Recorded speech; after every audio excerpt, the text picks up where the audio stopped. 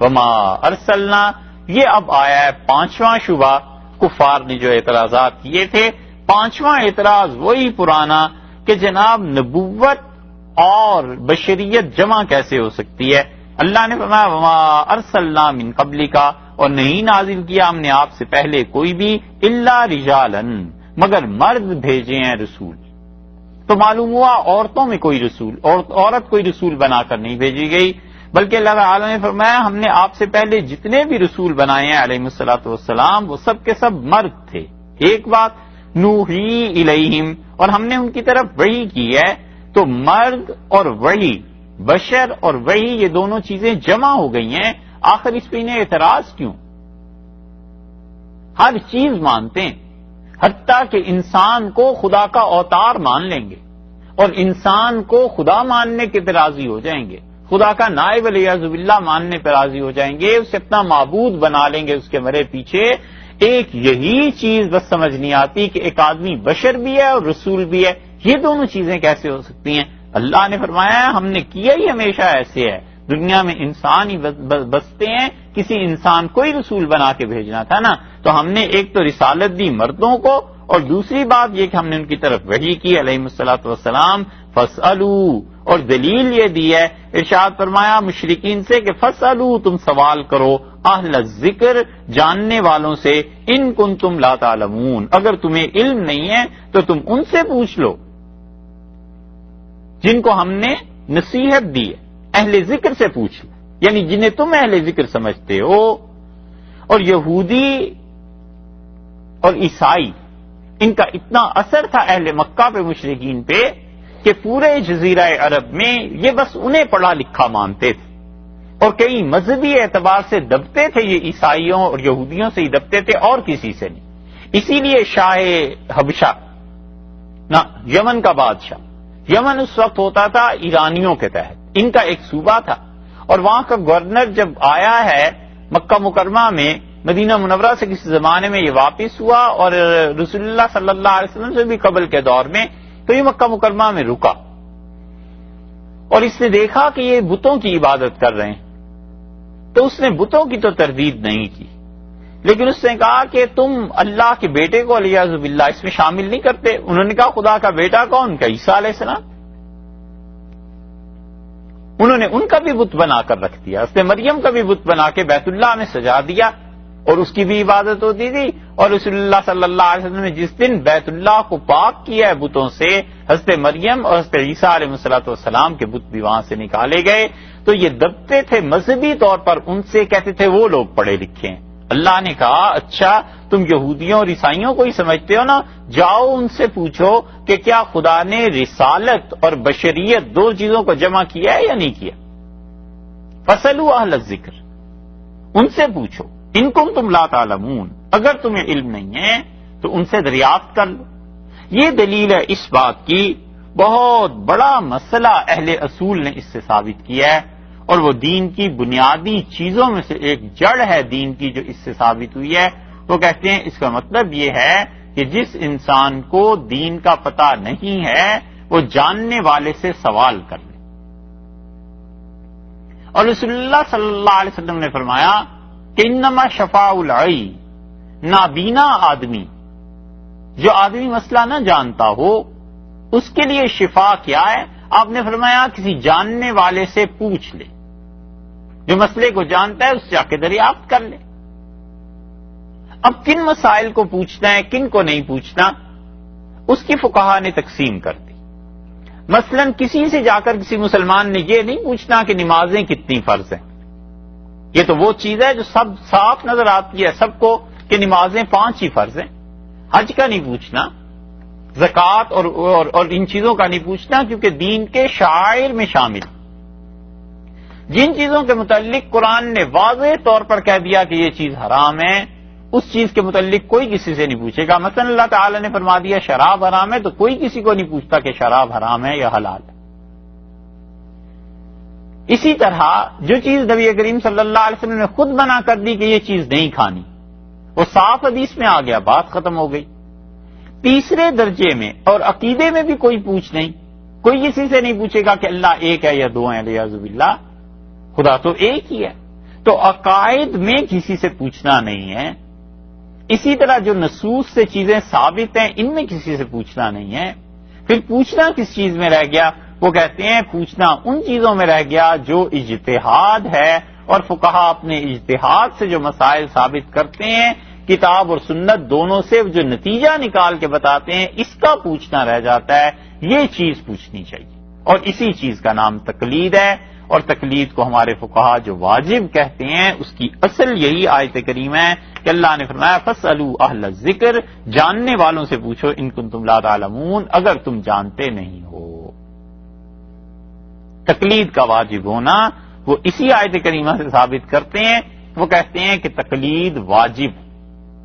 تقلید کیوں واجب ہے؟ اس لیے کہ کتاب و سنت کے جو دلائل ہیں وہ ائمہ کے سامنے ہیں، وہ مسئلہ بتا دیتے ہیں، اس سے ہم ان سے مسئلہ پوچھ لیتے ہیں. اور تقلید کا لفظ نکلا ہے قلادہ سے، اور قلادہ کہتے ہیں جب جانور کے گلے میں پڑا ہوا ہو تو پٹا، اور انسانوں کے گلے میں ہو تو ہار. حضرت عائشہ رضی اللہ عنہ کی روایت میں آیا ہے کہ ام المومنین رضی اللہ عنہ کہتی ہیں میرا جو کلیدہ تھا، وہ جو تھا قلادہ، وہ گم ہو گیا. صحیح بخاری میں آیا تو اس کا مطلب ظاہر ہے کہ ہار گم ہو گیا تھا. اس حدیث کا تفصیلی تذکرہ آگے آئے گا سورہ نور میں. تو جب انسانوں کی گردن میں ہو تو وہ ہار کہلاتا ہے، اور جانوروں کی گردن میں چلا جائے تو پٹا کہلاتا ہے. تو تقلید یہ ہے کہ آدمی مسئلہ پوچھتا ہے دوسرے پر اعتماد کر کے کہ وہ کتاب و سنت سے جو کچھ بتاتا ہے دلیل اس کے پاس ہے، میں اس سے دلیل نہیں پوچھتا. اتنی سی بات. اب آگے چل کے اگر آپ سوچیں تو دنیا میں تقلید کہاں نہیں ہے؟ ہر جگہ تقلید ہے. ایک آدمی کہتا ہے جی میں صرف کتاب و سنت کو مانتا ہوں، فقہا کے اجتہاد کو نہیں مانتا. بالکل ٹھیک ہے صاحب، کتاب و سنت کو مانتے ہو. وہ آ کے مسجد میں امام صاحب سے پوچھتا ہے کہ امام صاحب حج پہ جا رہا ہوں، کون سا حج کروں؟ وہ کہتے ہیں تمتع کر لو، قران کر لو. وہ کبھی نہیں اس سے کہتا کہ جی اسے ثابت کریں پہلے حدیث سے کہ حدیث میں آیا ہے یا نہیں آیا. تقلید ہی کر رہا ہے نا، مسئلہ ہی پوچھ رہا ہے نا. ہم کہتے ہیں کہ اپنی مسجد کا امام جس کے تقوی، نیکی اور ان چیزوں پر پتہ نہیں ہے یا نہیں ہے، اس کی بجائے اگر یہی مسئلہ ہم امام ابو حنیفہ رحمۃ اللہ علیہ سے جا کر پوچھ لیں جو تابعی بھی ہیں، جن کا تقوی بھی ہے، جن پر امت کو اعتبار بھی ہے، تو وہ مسئلہ بتا دیں زیادہ اچھا ہے یا مسجد کے مولوی صاحب بتا دیں زیادہ اچھا ہے. تقلید تو کرنی ہے، آپ نے ان سے پوچھ کے بیان کر لینا ہے، ہم نے اوپر سے پوچھ لینا ہے، بات تو پھر بھی وہی ہوگی. اور یہ تقلید صحابہ کرام رضی اللہ عنہ کے دور سے شروع ہوئی، اب تک جاری ہے. کوئی نہیں پوچھتا تھا کہ تمہارے پاس کیا دلیل ہے، اور نہ اب اس سے کام چلتا ہے. بیسیوں کو دیکھیں یہ مسائل بیان کرتے ہیں، کہتے ہیں جی البانی نے اس حدیث کو صحیح قرار دیا. اچھا بھائی، البانی نے جو صحیح قرار دیا ہے تو خود اس کے صحیح ہونے میں یہ البانی کی تقلید کر رہے ہو نا. تو البانی کی تقلید زیادہ اچھی ہے، امام ابو حنیفہ رحمۃ اللہ علیہ کی تقلید زیادہ اچھی؟ ان سے پوچھے کہ بخاری میں یہ حدیث ہے، کہتے ہیں جی ہاں بخاری کی حدیث ہے. بھی بخاری کی حدیث ہے، آپ نے تو کہا ہم کتاب اور سنت کو مانتے ہیں. خود امام بخاری رحمۃ اللہ عنہ جس سے صحیح کہا ہے ان کے پاس کون سی سند ہے؟ وہاں جا کے پھر ماننا ہے انہی کی بات. امام بخاری رحمۃ اللہ علیہ کی زبان پہ عمل کرنا ہے، ان کی زبان کی بجائے اگر ہم امام مالک کی زبان پہ عمل کرتے ہیں، ہم امام حنیفہ رحمۃ اللہ علیہ کی زبان کا اعتبار کرتے ہیں، تو پھر کون سی قباحت آ گئی؟ اس لیے تقلید سے کہیں جان نہیں چھٹتی، کہیں جان نہیں چھٹتی. 15 برس کا ایک بچہ ہے، وہ کہتا ہے کہ میں جوان ہوں اور مجھ پہ زکوٰۃ ضروری ہے. اب وہ زکوٰۃ کے مسائل کے لیے اسے یا تو کہیں نا جاؤ بھئی قرآن و حدیث پڑھو، کس نے روکا ہے؟ حدیث میں دیکھ لو تم پہ کتنی زکوٰۃ لگتی ہے. بیٹھا رہے بس پھر تلاش کرتا رہے حدیثوں کو. اور دوسری صورت یہ ہے کہ اپنے امام صاحب سے آگے پوچھے، امام صاحب کہیں جی کہ میں تمہیں بتا دیتا ہوں اتنی زکوٰۃ ہے، تو پھر اس سے یہ بھی تو جا کے پوچھے کہ امام صاحب یہ کس حدیث کے مطابق ہے. وہ پھر اسے بخاری دکھائیں اس حدیث کے مطابق، پھر اس کی بھی تحقیق کرے کہ یہ حدیث صحیح ہے یا نہیں ہے. یہ صحیح ہے تو بخاری کہہ رہے ہیں، بخاری کو کیوں ماننا ہے؟ ہم نے تو ماننا ہے رسول اللہ صلی اللہ علیہ وسلم کو. اب ان سے کیسے پوچھیں کہ آپ نے یہ فرمایا یا نہیں فرمایا؟ کہاں دنیا میں تقلید کے بغیر کام چلتا ہے؟ حضرت عمر رضی اللہ عنہ جیسے انسان، انہوں نے لکھ کے بھیجا اپنے لوگوں کو کہ تم بات سنو، صرف نبی کریم صلی اللہ علیہ وسلم کی حکم کی، یعنی ان کی بات ماننا، اور انہوں نے کہا اگر نہ ملے رسول اللہ صلی اللہ علیہ وسلم کی حدیث، نہ انہوں نے لکھا کتاب اللہ کی، اور اللہ کی کتاب میں جو چیز نہ ملے تو پھر رسول اللہ صلی اللہ علیہ وسلم کی، اور رسول اللہ صلی اللہ علیہ وسلم سے بھی نہ ملے تو پھر حضرت بکر رضی اللہ عنہ کے فیصلے دیکھنا، اور ان کے فیصلے بھی نہ ملیں تو پھر میرے پاس آنا۔ یہ تقلید نہیں تو کیا ہے؟ اسی لیے جتنے لوگ تقلید سے انکار کرتے ہیں وہ سب سے پہلے یہ کہتے ہیں کہ صحابہ رضی اللہ عنہ کا قول اور فعل کوئی حجت نہیں ہے، کوئی دلیل نہیں، اور یہ ایسا اصولی مسئلہ ہے جس کا بڑے بڑے ائمہ انکار نہیں کر سکے، شافعی، مالک، احمد ابن حنبل، حنفی رحمہ اللہ، کوئی انکار نہیں کر سکا، اس لیے کہ اگر ہم یہ مانیں کہ صحابہ رضی اللہ عنہ حدیث پہ عمل نہیں کرتے تھے تو پھر صاحب رسول اللہ صلی اللہ علیہ وسلم سے انہیں محبت کیسی تھی؟ اسی لیے حنفیوں کے ہاں یہ اصول ہے اور پوری امت میں کہ اگر کوئی حدیث کا راوی خود ہے اور وہ اپنی حدیث کے خلاف عمل کرتا ہے تو ہم اس کے عمل کی وجہ سے اس کی روایت کو چھوڑ دیں گے، کیونکہ جس طرح قرآن پاک میں نسخ کی بحث پچھلے سال چلتی رہی نا، ابھی تو کوئی آیت آئی نہیں، جب آئے گی تو پھر عرض کریں گے، اسی طرح حدیث میں مستقل اصول ہے کہ کس حدیث نے کس چیز کو کینسل کیا۔ ایک مثال اس کی دیتے ہیں۔ اصول کی بات یہ ہے کہ صحابی کہتے ہیں رضی اللہ عنہ کہ رسول اللہ صلی اللہ علیہ وسلم نے یہ کام کیا، ٹھیک ہے صاحب، جب ان کے اپنی عمل ہم دیکھتے ہیں تو وہ عمل اس کے خلاف کرتے ہیں، ہم کہتے ہیں بھی یہ کیوں عمل خلاف کر رہے ہیں؟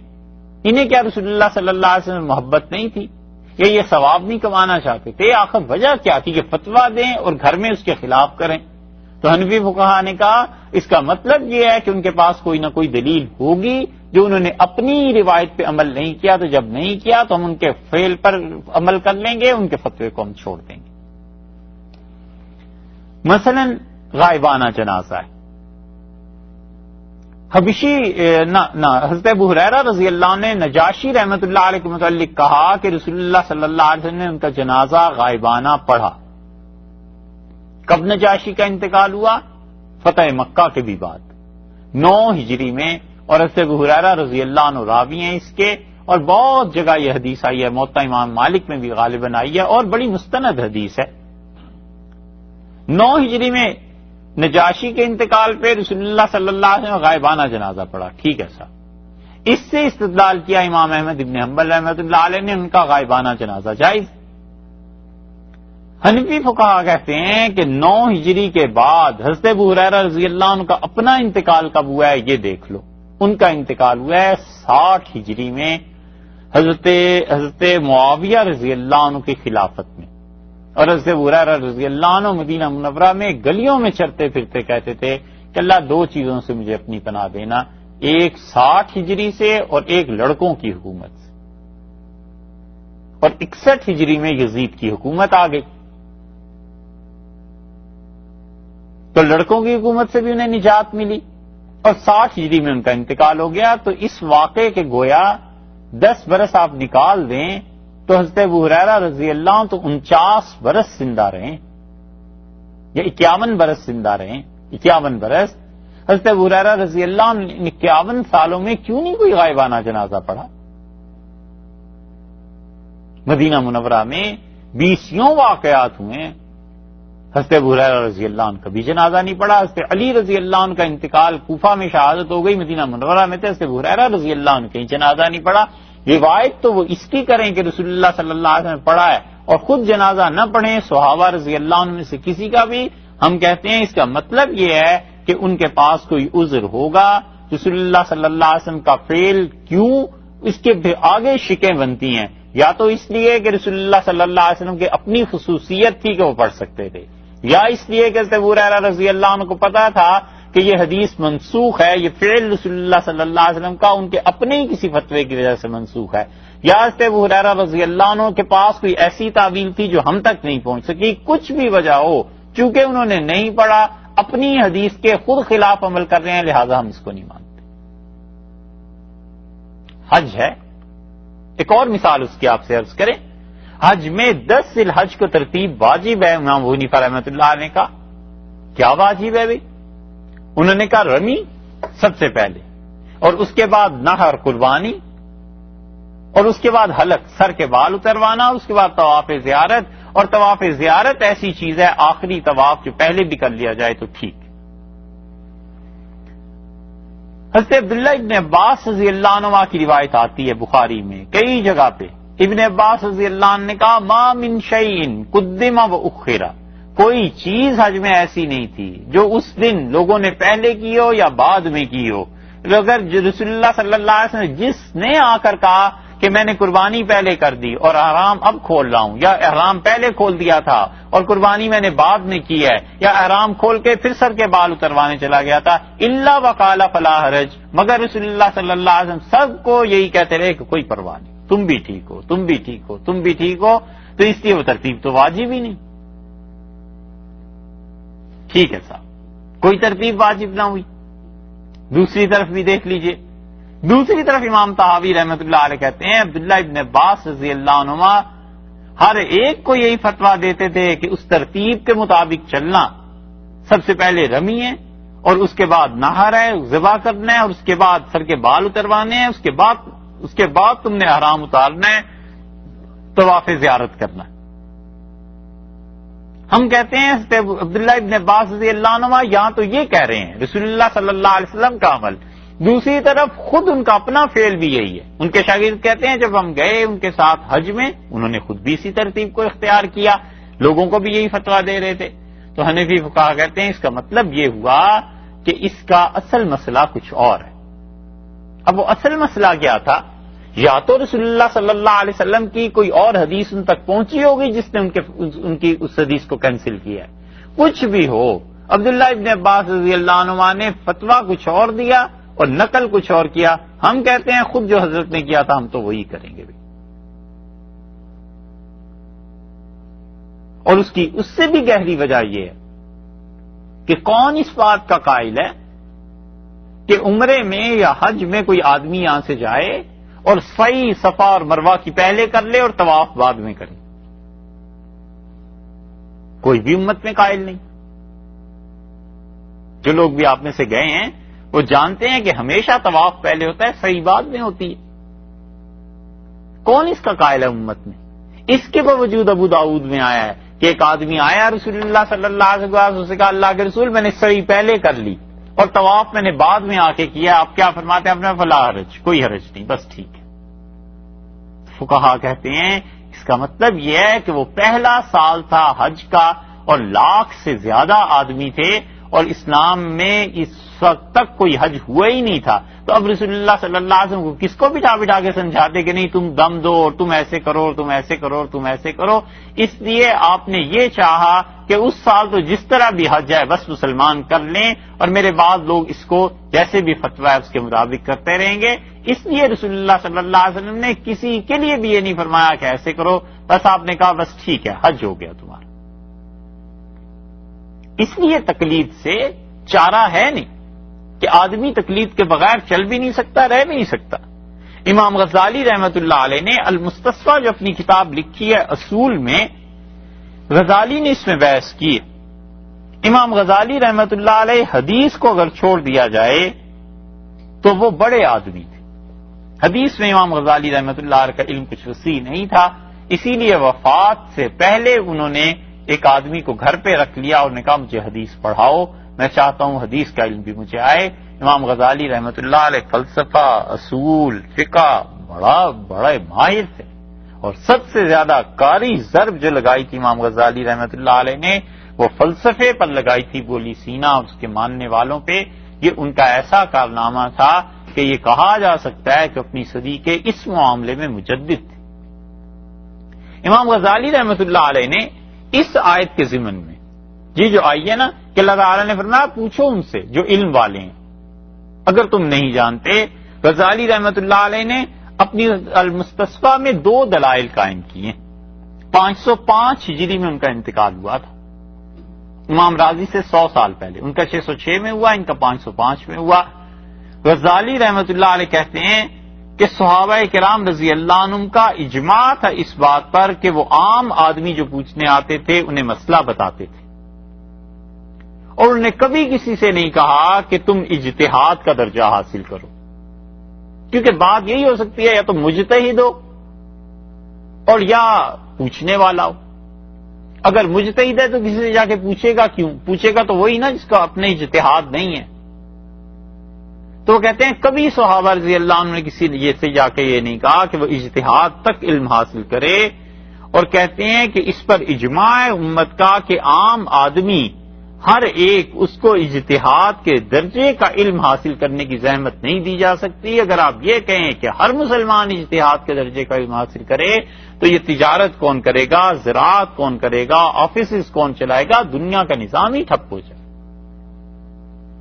اس لیے ہر شخص مجتہد بن نہیں سکتا، اور وہ کہتے ہیں جب نہیں بن سکتا تو عام آدمی جو ہے وہ اجتہاد کا مکلف نہیں، اور اس پر یہ واجب ہے کہ وہ تقلید کرے۔ یا تو آپ اسے کہیں وہ مجتہد بنے، مجتہد نہیں بن سکتا تو کسی مفتی پہ کسی پہ اعتبار کرے گا ہی۔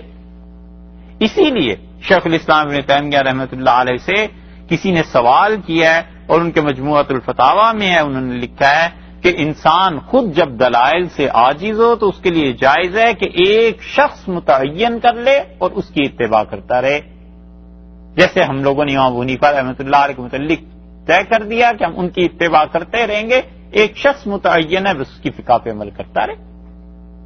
اسی طرح ابن تیمیہ رحمۃ اللہ نے اس میں بھی لکھا ہے کہ کسی بھی مذہب کی تقلید جو ہے وہ کہتے ہیں کہ ایک آدمی جب کرنا شروع ہو جائے تو پھر کسی اور کی تقلید کرنا اور پہلے کی مخالفت کرنا یا تو شرعی عذر کی بنیاد پر ہو کہ اسے شرعن دلائل زیادہ مل گئے ہیں تو وہ شخص ان دلائل پر بات کر لے، اور اگر اس کے پاس دلائل نہیں ہے اور وہ خام خواہ سے چھوڑ کے کسی اور کے پیچھے چلنا چاہتا ہے تو اپنی خواہش کی اتباع کر رہا ہے اور بغیر عذر کے شیخ الاسلام رحمۃ اللہ نے لکھا ہے کہ حرام کام کرتا ہے۔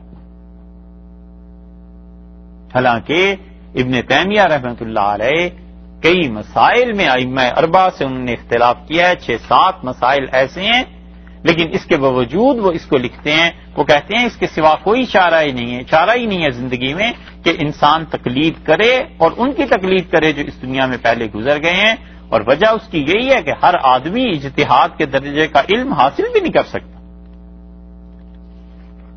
اسی لیے صحابہ کرام رضی اللہ عنہ کے دور میں لوگ آتے تھے، پوچھتے تھے، اور کوئی یہ نہیں پوچھتا تھا کہ حضرت دلیل کیا ہے۔ اب یہ جو رسم چل پڑی ہے نا جی کس حدیث میں آیا ہے، اچھا بھائی اس حدیث میں آیا، چلو فرض کر لو بخاری کی حدیث میں آیا، اب خود بخاری کی اس حدیث کو اگر صحیح ماننا ہے تو اس کے لیے کیا دلیل ہے؟ امام بخاری رحمۃ اللہ علیہ اپنی صحیح بخاری کی پہلی جلد کے بالکل آخر پہ لکھتے ہیں کہ میں نے دیکھا کہ ایک بندریہ تھی، کسی کا قول لکھتے ہیں عمر بن میمون کا غالباً، جس کا بھی لکھتے ہیں بہرحال، تو اسے بندروں نے سنسار کیا۔ تو اب لکھنے والوں نے جب اس کی شرح لکھی ہے تو انہوں نے کہا امام بخاری رحمۃ اللہ نے یہ کیا لکھ دیا، کیا بندروں پہ بھی شرعی احکامات واجب ہوتے ہیں؟ انہوں نے اعتراض کیا، اور امام بخاری رحمۃ اللہ کی کئی روایات تھے، ان سے بھی بڑے صاحب علم لوگ تھے، انہوں نے اعتراض بھی کیے، اس کے جوابات بھی ہوئے۔ اس لیے کوئی ایسا نہیں تھا کہ صحابہ کرام رضی اللہ عنہ سے آ کر وہ پوچھتا رہے کہ جی آپ کے پاس اس مسئلے کی دلیل کیا ہے۔ صحیح بخاری میں آیا ہے، حضرت اکرمہ رحمۃ اللہ علیہ کہتے تھے کہ اہل مدینہ آئے حضرت عبداللہ ابن عباس رضی اللہ عنہ کے پاس، اور انہوں نے کہا کہ حضرت ایک عورت ہے حج میں، اس نے طواف زیارت کر لیا، طواف زیارت کر لیا تو حج کے فرائض پورے ہو گئے۔ اب اس کے بعد اس کی ایام کی حالت شروع ہو گئی، تو اب وہ طواف وداع کرے، اس کے لیے رکے کہ پاک ہو کے طواف وداع کر کے جائے، یا وہ پہلے بھی جا سکتی ہے۔ یہ مسائل اب بھی پیش آتے ہی ہیں۔ تو اس سے عبداللہ ابن عباس رضی اللہ عنہ نے کہا کہ وہ جا سکتی ہے۔ بخاری میں آیا اہل مدینہ نے کہا کہ حضرت ہمیں تو فتویٰ دیا ہے حضرت زید بن ثابت رضی اللہ عنہ نے کہ وہ نہیں جا سکتی، طواف وداع اس کے لیے ضروری ہے، اور ہم آپ کی وجہ سے، آپ کے اس فتوے کی وجہ سے حضرت زید رضی اللہ عنہ کا فتویٰ نہیں چھوڑیں گے۔ انہوں نے کیوں نہیں پوچھا حضرت آپ کے پاس کیا دلیل ہے؟ اور اس سے زید رضی اللہ عنہ سے پوچھا تھا کہ ان کے پاس کیا دلیل ہے؟ کوئی نہیں، فتویٰ ہی ہے بس. اور اس سے عبداللہ ابن عباس رضی اللہ عنہ نے کہا اچھا تم میرے فتوے کو نہیں مانتے نا تو مدینہ منورہ جانا اور اس مسئلے کی تحقیق کر لینا.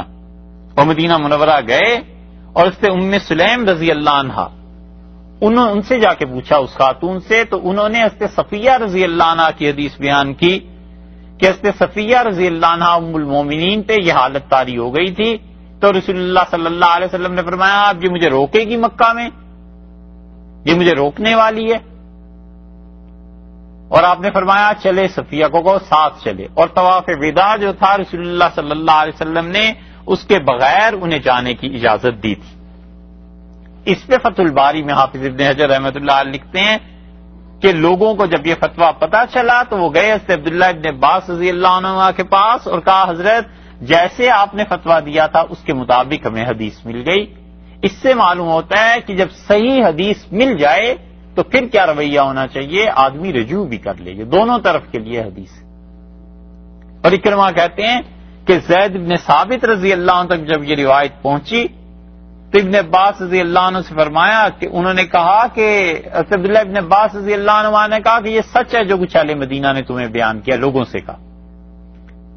اور اکرمہ کہتے ہیں میں عبداللہ ابن عباس رضی اللہ عنہ کے پاس بیٹھا ہوا تھا اور اس سے زید رضی اللہ عنہ حاضر ہوئے اور انہوں نے کہا حضرت آپ نے یہ فتویٰ دیا ہے کہ طواف وداع چھوڑ کے وہ مدینہ منورہ یا اپنے شہر کو جا سکتی ہے؟ انہوں نے کہا ہاں. تو پھر حضرت زید رضی اللہ عنہ ہنسے اور انہوں نے کہا حضرت آپ سچ کہتے ہیں، میں اپنے فتوے سے رجوع کرتا ہوں. اب دونوں کے فتوے ہی تھے اور ابتدائی درجے میں کسی نے کسی سے نہیں پوچھا. یہ مصنف ابن ابی شیبہ اور مصنف عبد الرزاق اٹھا کر دیکھیں. عبد الرزاق رحمۃ اللہ علیہ کا انتقال ہوا ہے 210 ہجری میں اور عبد الرزاق یمن کے محدث تھے اور ان کے متعلق لوگوں نے لکھا ہے تابعین کہتے تھے کہ رسول اللہ صلی اللہ علیہ وسلم کے بعد یہ پہلا شخص تھا اس امت میں جس کی طرف اتنی سواریاں دوڑائی گئی.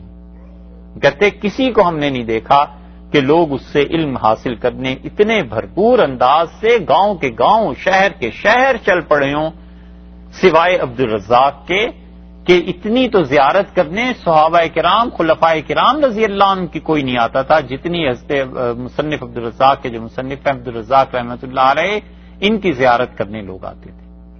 بڑا علم اللہ نے انہیں دیا تھا بھائی، بہت علم تھا. ان کی کتاب گم ہو جاتی اس امت میں. یہ مسلمان تو بہت کام کرنے والے ہیں نا، انہوں نے ان کی کتاب کو ایک طرح سے گم کر دیا تھا. جرمنی والوں کو خدا تعالی ہدایت دے، ان لوگوں نے اس کتاب کو نکالا. جرمنی میں رہ گئی تھی وہ کتاب اور اس کا نسخہ انہوں نے اعظم گڑھ بھیجا مولانا حبیب الرحمان صاحب اعظمی رحمۃ اللہ علیہ کے پاس. اور مولانا حبیب الرحمان صاحب 90 برس کے ہو گئے تھے. وفات کے وقت ان کی عمر 90 سے زیادہ تھی، لیکن جب انہیں نسخہ ملا تو وہ بیمار تھے، بڑے خوش ہوئے بہت. اور مولانا حبیب الرحمان صاحب اعظمی رحمۃ اللہ علیہ اتنے بڑے آدمی تھے حدیث میں کہ ہم نے خود مدینہ منورہ کے علماء سے ان کی تعریف سنی. مدینہ منورہ میں حرمین شریفین کے ائمہ سے ہم نے پوچھا کہ آپ کا کیا خیال ہے مولانا حبیب الرحمان صاحب اعظمی رحمۃ اللہ علیہ، تو وہ جیسے ایک جوش جذبے سے کہنے لگے کہ استاد ہونا ہمارے استاد تھے، ہمارے حضرت تھے. اعظم گڑھ والوں کو قدر نہ ہوئی لیکن پوری دنیا میں ان کا فیض اور ان کی علم اللہ نے پھیلایا. انہوں نے لیٹ کے اس کتاب کی 12 جلدوں کی تخریج کروائی کہ اچھا ان کا یہ فتویٰ فلاں جگہ آیا، یہ فتویٰ فلاں جگہ آیا. اتنا علم اللہ نے دیا. بڑے بڑے لوگ ان کی زیارت کے لیے جاتے تھے. تو عبد الرزاق رحمۃ اللہ علیہ ان کے متعلق آتا ہے تابعین کہتے ہیں کہ رسول اللہ صلی اللہ علیہ وسلم کے بعد امت میں کسی آدمی کے لیے شہروں کے شہر نکلے ہیں کہ ہم زیارت کر کے آئیں اس شخص کی، یہ عبد الرزاق تھے. عبد الرزاق کے مصنف پڑھیں 20 فتوے مل جائیں گے، کوئی کسی سے نہیں پوچھتا کہ یہ کیا حدیث تمہارے پاس ہے نہیں ہے. وہ کہتے ہیں بس مفتی ہے اس نے فتویٰ دیے. عمر ابن حرم کہتے ہیں کہ حضرت جابر ابن زید رضی اللہ عنہ سے پوچھا گیا کہ ایک آدمی کھڑا ہو کر نماز پڑھ رہا ہے اور دوسرا شخص اس کے پاس کھڑا ہو کے نماز پڑھ رہا ہے اور اس نے سجدے کی آیت پڑھی، اور وہ جو پہلا شخص نماز پڑھ رہا تھا اس نے سن لی، تو سجدہ کرے گا یا نہیں کرے گا؟ کسی نے کچھ نہیں پوچھا کہ حضرت حدیث میں کیا آیا ہے، قرآن میں کیا آیا، کیا ان کا نہیں کرے گا۔ اب وہ جو سوال کرنے آیا تھا وہ ان کا فتویٰ پوچھ کے چلا گیا، بس یہی تقلید ہے اور کیا ہے۔ اسی لیے ہم اس کے آثار بہت سنا رہے ہیں کہ صرف اس بات پر بات نہیں بنتی کہ جی حدیث میں یہ آ گیا اور یہ چیزیں، بھائی بہت سی چیزیں امت میں ہیں، ہم اپنے اسلاف کو کیوں ترک کر دیں، ہم ان پہ اعتماد کیوں کھو دیں؟ پورا دین ہے آخر، اور سلسلہ بسلسلہ چلتا آیا ہے۔ ایسے ہی حضرت ابی بن کعب رضی اللہ عنہ کے پاس ایک آدمی آیا، اس نے کہا کہ کوئی آدمی احرام کی حالت میں بٹن لگا لے تو لگا سکتا ہے؟ تو حضرت ابی بن کعب رضی اللہ عنہ نے اس کو فتویٰ دیا اور انہوں نے کہا نہیں لگا سکتا۔ بس اس سے کیوں نہیں پوچھا کہ رسول اللہ صلی اللہ علیہ وسلم نے منع کیا ہے، قرآن میں آیا ہے، حضرت آپ کے پاس کیا ہے؟ صحابہ رضی اللہ عنہ ایسے ہی مسائل ان سے پوچھتے تھے، وہ بیان کر دیتے تھے۔ حضرت جابر رضی اللہ عنہ سے پوچھا گیا کہ خون لگ جائے کپڑے پہ اور کسی عورت نے اس کو دھو لیا اور خون کا نشان ابھی باقی ہے تو کیا وہ نماز پڑھ لے؟ انہوں نے کہا پڑھ لے۔ انہی سے پوچھا گیا کہ سورج کے چڑھتے ہوئے، ڈوبتے ہوئے، یا بالکل نصف النہار میں کیا جنازہ پڑھا جا سکتا ہے، نہ تدفین کی جا سکتی ہے؟ تو انہوں نے کہا نہیں۔ لیکن دوسرے صحابہ رضی اللہ عنہ وہ کہتے تھے جنازہ نہیں پڑھا جا سکتا، البتہ تدفین کی جا سکتی ہے، دفن کر دو۔ کسی نے نہیں پوچھا حضرت اس کی کیا دلیل ہے، نہ ادھر سے نہ ادھر سے۔ سعید ابن جبیر رحمۃ اللہ علیہ حضرت عبداللہ ابن عباس رضی اللہ عنہ کے بڑے جلیل القدر شاگردوں میں سے تھے۔ حسن بصری کہتے تھے کہ سعید رحمۃ اللہ علیہ کا انتقال شہادت ہوا، حجاج نے انہیں شہید کر دیا، اور خدا کی قسم امت میں کوئی آدمی ایسا نہیں تھا جو اس شخص کے علم کا محتاج نہ ہو۔ کسی نے پوچھا ان سے کہ عمرہ واجب ہے؟ انہوں نے کہا میرے نزدیک واجب ہے۔ حالانکہ سارے ائمہ حنفی فقہا سارے اسے سنت ہی قرار دیتے ہیں، ان سے کسی نے نہیں پوچھا کہ حضرت یہ کیسے واجب۔ 20 چیزیں ایسی مل جائیں گی۔ ایک شخص نے حضرت سعید ابن مسیب رحمۃ اللہ علیہ سے سوال کیا، جو مدینہ منورہ کے سب سے بڑے تابعی تھے۔ اس نے کہا حضرت ایک شخص نے نظر مان لی اور اس نے کہا میں اللہ کی نافرمانی کروں گا، اللہ کی قسم، کسی گناہ کی نظر مان لی، اب وہ کیا کرے؟ تو ابن مسیب رحمۃ اللہ علیہ نے کہا کہ وہ اس نظر کو پورا کرے، گناہ کرے، قسم جو کھائی ہے۔ وہ آدمی اسی مسئلے کو لے کے حضرت اکرمہ رحمۃ اللہ علیہ کے پاس چلا گیا، اور اکرمہ عبداللہ ابن عباس رضی اللہ عنہ کے شاگرد تھے۔ انہوں نے کہا کہ قسم کا کفارہ دے، توڑے قسم کو اور اس گناہ کو نہ کرے۔ اس شخص نے جا کر مدینہ منورہ پھر حضرت سعید ابن مسیب رحمۃ اللہ علیہ کو کہا کہ حضرت اکرمہ تو یہ فتویٰ دیتے ہیں۔ سعید ابن مسیب رحمۃ اللہ علیہ بڑا جلال تھا، کہنے لگے کہ اکرمہ سے کہو باز آ جائے وہ ایسے فتوے دینے سے، وگرنہ میں اس سے کوڑے لگواؤں گا، کیوں ایسے فتوے دیتا ہے۔ اب یہ شخص پھنسا ہوا تھا مسئلے میں، پھر اکرمہ رحمۃ اللہ علیہ کے پاس کیا اور کہا، اس نے کہا ابن مسیب یہ کہتے ہیں کہ میں کوڑے لگواؤں گا۔ انہوں نے کہا اچھا تم نے اچھا کیا مجھے آ کے بات بتائی، تم جواب دو اسے کہنا کوڑوں کو تو چھوڑ دو، اور مدینہ منورہ میں تمہیں دھوپ پہ کھڑے کر کے حکومت نے کوڑے لگوائے تھے، وہ جو تم میرے متعلق کہتے ہو تم پہ تو پہلے ہی ہو گیا۔ اور جہاں تک اس بات کا تعلق ہے کہ نظر پوری کرنی چاہیے یا نہیں، تو اس سے تم پوچھو سعید سے جا کے کہ میں نظر پوری کروں یا نہیں۔ اگر وہ یہ کہے کہ نظر پوری نہ کرو تو اسے کہو میں نے قسم کھائی ہے، تو پھر وہ کہے گا کفارہ دو، تو پھر اسے کہنا اکرمہ بھی یہی کہتا ہے۔ اور اگر وہ یہ کہے کہ قسم کو یعنی اپنی نظر کو پورا کرو خدا کی نافرمانی، تو اسے کہو کیا تم مجھے اللہ کی نافرمانی پہ آمادہ کرتے ہو، خدا کی نافرمانی پہ لاتے ہو، وہ بھی تو گناہ ہے۔ یہ آدمی گیا اور اس نے جا کے سعید ابن مسیب رحمۃ اللہ علیہ سے بات کی کہ وہ آپ کے متعلق یہ کہہ رہے تھے. سعید رحمۃ اللہ علیہ چپ ہو گئے, کچھ نہیں بولے. اب یہ کہنے کو ایک واقعہ ہے, لیکن سوچا جائے کہ صحابہ رضی اللہ عنہ کیا ہر بات پہ حدیث بیان کرتے تھے؟ یہی تقلید ہے, لوگ جا کے پوچھتے تو فتویٰ دے دیتے تھے. حج کے موقع پہ لوگ آئے ہیں اور اس پہ کعب رضی اللہ عنہ کے سامنے لا کر انہوں نے رکھا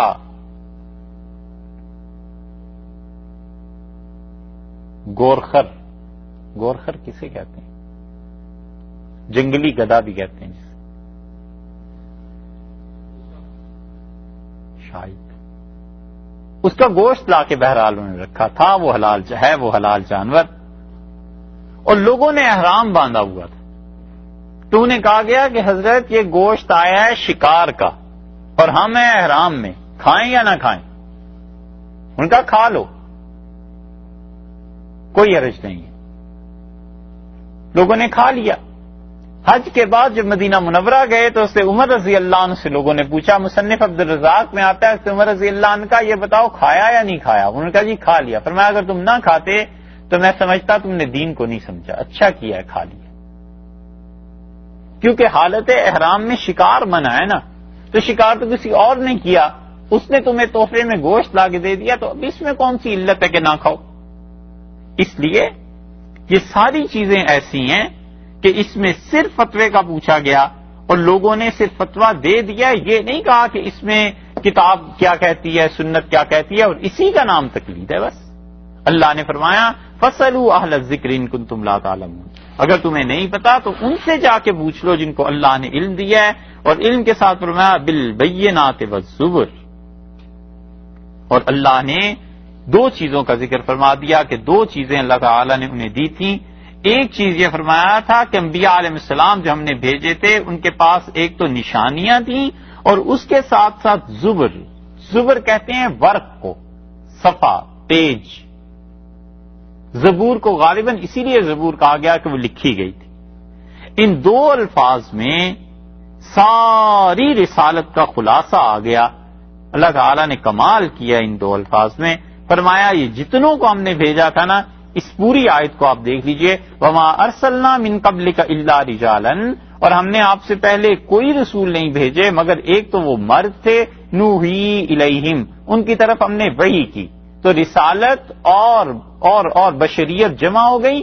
لوگوں اگر تمہیں اس کا یقین نہیں آتا تو تم ان سے جا کے پوچھ لو جن کو اللہ نے علم دیا ہے اگر تم نہیں جانتے. اور ان سب کو, وہ جو مرد تھے جنہیں رسالت دی تھی, کن چیزوں کے ساتھ بھیجا تھا؟ بالبینات والزبر.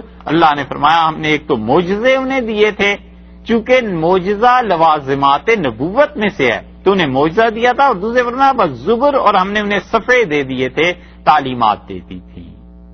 تو انبیاء علیہ الصلوۃ والسلام کو یہ دو چیزیں دی جاتی ہیں, معجزے اس وجہ سے تاکہ ان کی نبوت کی صداقت لوگوں پر منکشف ہو, اور تعلیمات تو ظاہر ہے. وَأَنزَلْنَا إِلَيْكَ الذِّكْرَ, اور اے ہمارے نبی صلی اللہ علیہ وسلم اسی طرح ہم نے آپ پر نازل کیا ہے ذکر کو.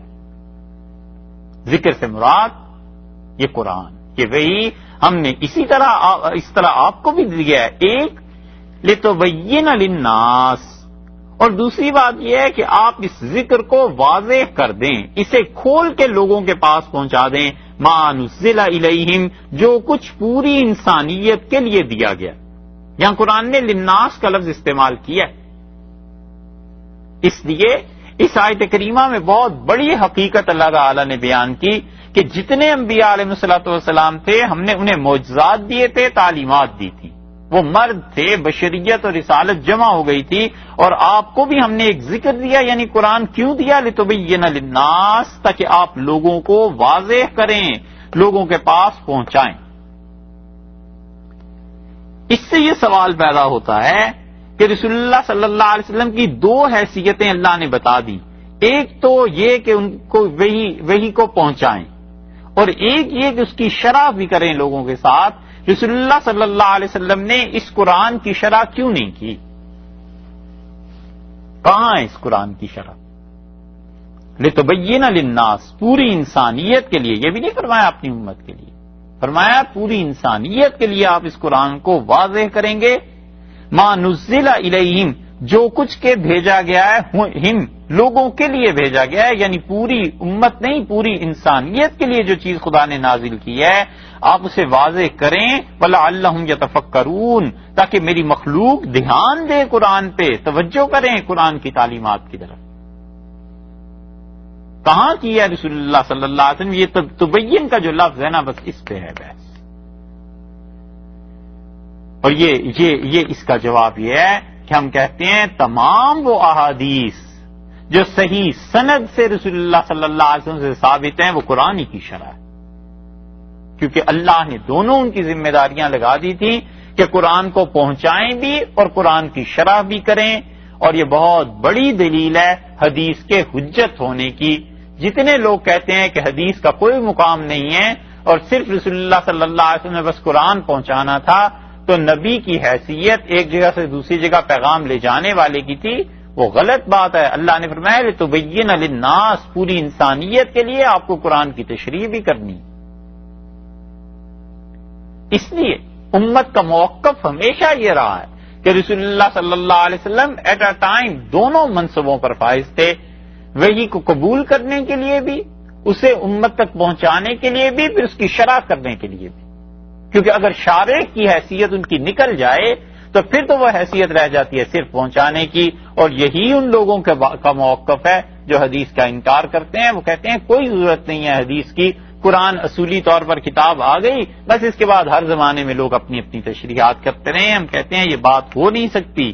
اللہ نے فرمایا لِتُبَيِّنَ لِلنَّاسِ آپ انسانوں کو اس کی وضاحت کریں انسانوں کے لیے، تو یہ پوری انسانیت کے لیے ہو گئی۔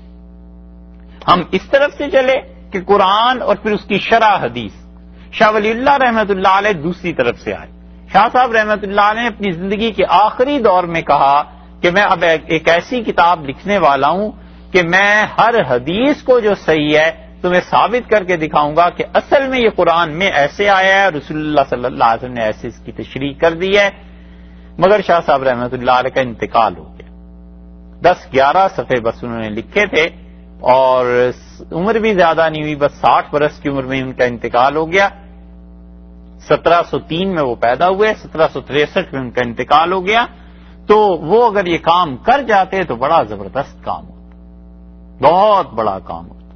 چند ایک کام جو اب بھی امت میں بہت بڑے بڑے ہیں اور باقی ہیں، وہ ایک یہ کام ہے کہ کوئی آدمی ان احادیث کو پڑھے اور وہ دیکھے رسول اللہ صلی اللہ علیہ وسلم نے قرآن کے کس اصول کی تشریح میں یہ باتیں فرمائی ہیں کہ ان احادیث کے انکار سے قرآن کا انکار لازم آتا ہے، قرآن کی شرح ہو نہیں سکتی۔ اور بہت بڑا کام یہ ہے کہ کوئی آدمی حدیث پہ مستقل محنت کرے کہ رسول اللہ صلی اللہ علیہ وسلم کا کون سا حکم کس حکم سے کینسل ہو گیا، پہلے کون سی حدیث فرمائی تھی، بعد میں کون سی حدیث فرمائی تھی، پہلے کیا حکم دیا ہے، بعد میں کیا حکم دیا ہے، کس زمانے میں فرمایا ہے کہ یہ چیز جائز ہے، کس زمانے میں کہا ہے کہ خبردار جو تم میں سے کوئی قبرستان گیا مت جایا کرو قبروں پہ، کس زمانے میں فرمایا ہے کہ الآن فزوروہا ہاں اب تمہیں اجازت دیتا ہوں جایا کرو، یہ ان قبروں کے دیکھنے سے تمہیں آخرت کی یاد آئے گی۔ یہ وہ احادیث جو منسوخ ہو گئی ہیں رسول اللہ صلی اللہ علیہ وسلم نے خود انہیں کینسل فرما دیا تھا، اگر یہ واضح ہو جائے تو امت کے بہت سے اختلافات کم ہو جائیں۔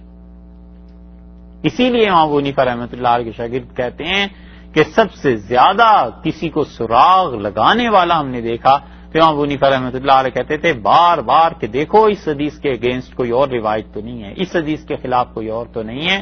وہ کہتے تھے مجھے ڈر لگتا ہے کہ رسول اللہ صلی اللہ علیہ وسلم کسی حکم کو منسوخ کر گئے ہوں اور میں ان کے بعد اسی پہ عمل کرنے والا بن جاؤں۔